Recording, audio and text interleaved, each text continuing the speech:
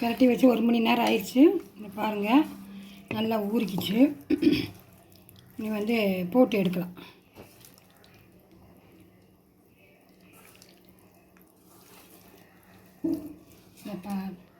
சட்டி அடுப்பில் வச்சு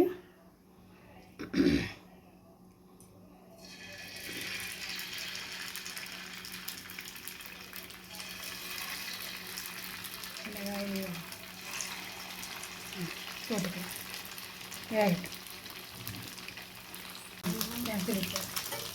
பாருங்கள், நல்லா வெந்துடுச்சு.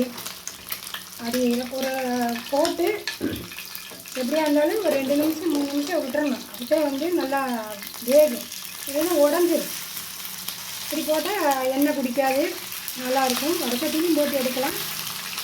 இப்படி போட்டால் எண்ணெய் வந்து ஜாஸ்தி செல்லாது. கருவேப்பிலை இரும்பு சத்து, அதனால் கூட 2 கருவேப்பிலை போட்டிங்கன்னா நல்லாயிருக்கும். மீன் போகிற சுத்தம் ஒரு ஈடு வந்துருச்சு. நீ அடுத்து போடும்போது தான்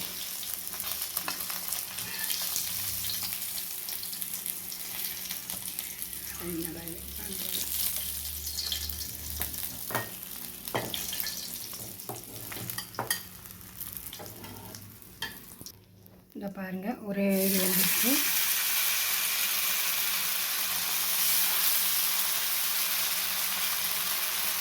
ரெண்டாவது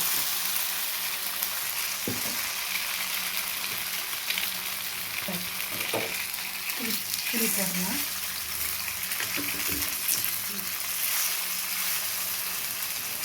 இப்படி போட்டிங்கன்னா கொஞ்சம் எண்ணெய் ஜாஸ்தி செல்லாது.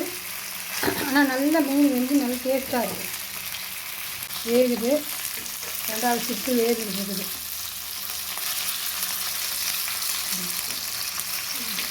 பாருங்கள், 2வது வீடியோ எடுத்தாச்சு. நல்லா வெந்திருக்குது.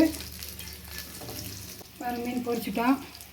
நல்லா இன்னும் வெந்துக்கிட்டே இருக்குது. நான் உங்கள்கிட்ட காட்டுறேன் பாருங்கள். நல்லாயிருக்கும் மீன்.